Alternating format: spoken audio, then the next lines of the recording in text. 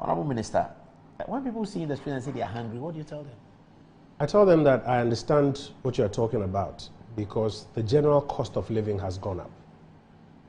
My wife tells me every time about how the same amount of money that a month ago could keep the house can no longer keep the house because the prices of food, transportation, many basic items have gone up, and that increase is also leading to an increase in general price levels, because if general prices have gone up, then people also increase their charges for all of the other things around us. And we are clear in our minds why we are having a cost of living crisis. We're having a cost of living crisis globally for two reasons. 2020, when Ghanaians were calling for lock us down, lock us down, lock us down, the implication of a lockdown even for a month is that economic activity grinds to a halt. The woman who sells breakfast here and the one who sells Indomie at the other junction, they couldn't even come to work. They couldn't earn anything.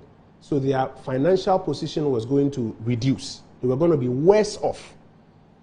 Multiply that by the 33 million people across the country and take out just the few people who could work essential services for even that 1 month period. And now look at the entire globe as countries were shutting down. So you have supply chain challenges. Therefore, inflation is going up all around the world because there are limited products being produced as against before, and therefore prices are going up. Locally, what is happening to governments is that once the economy cringes, the revenue you expect, you are not getting it. Meanwhile, there are expenditures that you have committed to that you must pay. In the US, for example, they furloughed government workers. They said, you can't continue earning the same salary that you earn every time.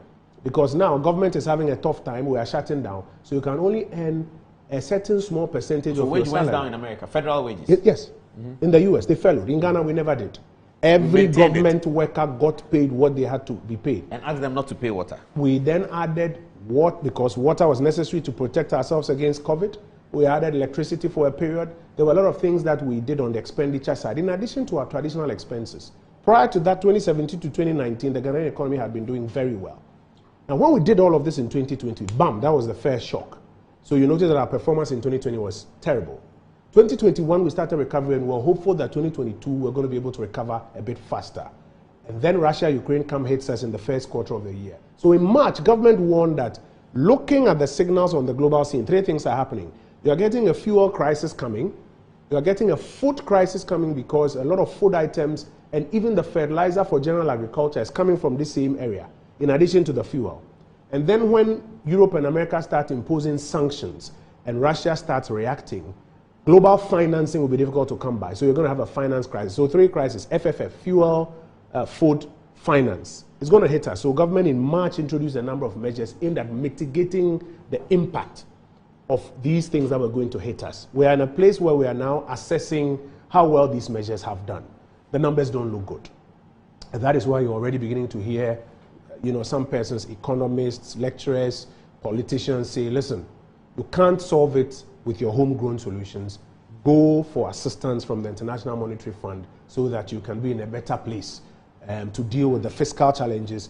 And once you deal with that, you can now come back to use the fiscally improved position to try and improve the economic situation in which we are as a country. There's a lot of discussion going on in government currently as we look at the numbers. Yesterday we met with traders and transporters of food items. Today there was a lot of work at the Finance Ministry looking at all the numbers and all the revenue handles that are coming in. I think that will continue till tomorrow.